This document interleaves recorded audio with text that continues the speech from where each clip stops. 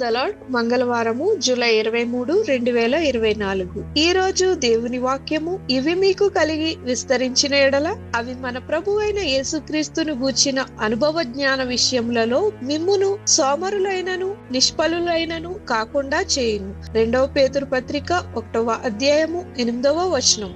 ఎదగాలని పిలుపునిచ్చారు. సముద్రపు చిమ్మన గ్రోవి ఒక వింత జీవి. రాళ్లు మరియు ఆలుచిప్పలు అంటుకొనబడి ఇది ప్రవాహంతో ఊగుతున్న మృదువైన ప్లాస్టిక్ గొట్టం లాగా కనిపిస్తుంది. ప్రవహించే నీటి నుండి దాని పోషకాలను తీసుకుంటూ అది ఒకప్పుడు చురుకుగా ఉన్న యవ్వనానికి దూరంగా ఒక నిష్క్రియ జీవితాన్ని గడుపుతుంది. సముద్రపు చిమ్మన గ్రోవి వెన్నుపాము మరియు మెదడుతో ఒక తోక కప్పగా జీవితాన్ని ఆరంభించడంలో ప్రారంభిస్తుంది. ఇది ఆహారాన్ని కనుగొనడంలో మరియు హానిని నివారించడంలో సహాయపడుతుంది. బాల్య దశలో అది సముద్రాన్ని అన్వేషించడానికి తన రోజులను గడుపుతుంది.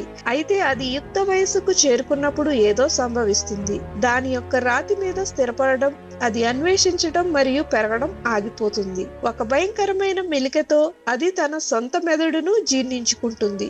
వెన్నెముక లేని, ఆలోచన లేని ప్రవాహంతో నిష్క్రియంగా ప్రవహిస్తుంది. అపోస్తులుడైన పేతురు సముద్రపు చిమ్మనగ్రోవి యొక్క విధిని అనుసరించవద్దని మనలను ప్రోత్సహిస్తున్నాడు. మనకు పరిపక్వత అంటే దేవుని స్వభావాన్ని స్వీకరించటం. మీరు, నేను క్రీస్తును గూర్చిన మన జ్ఞానంలో మానసికంగా ఎదగాలని పిలువబడినాము.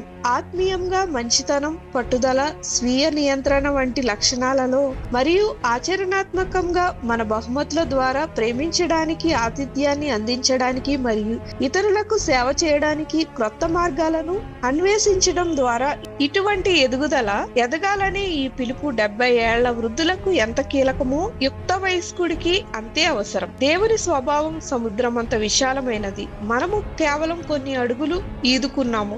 ఆయన అంతులేని పాత్రలను అన్వేషించండి. క్రొత్త ఆత్మీయ సాహసాలను తీసుకోండి. అధ్యయనం చేయండి, సేవ చేయండి, ఆపదలు ఎదుర్కొని ఎదగండి. ఏ పాత్ర లక్షణంలో ఎదగాలని దేవుడు మిమ్మల్ని పిలుస్తున్నాడని మీరు భావిస్తున్నారు? ఆలోచన చేయండి. ప్రార్థన. తండ్రివైన దేవా, ప్రతిరోజు నీవలే ఎక్కువగా ఎదుగుటకు నన్ను అత్యాస గలవానిగా చేయమని యేసు నామమున అడుగుచున్నాం తండ్రి. ఆమేన్.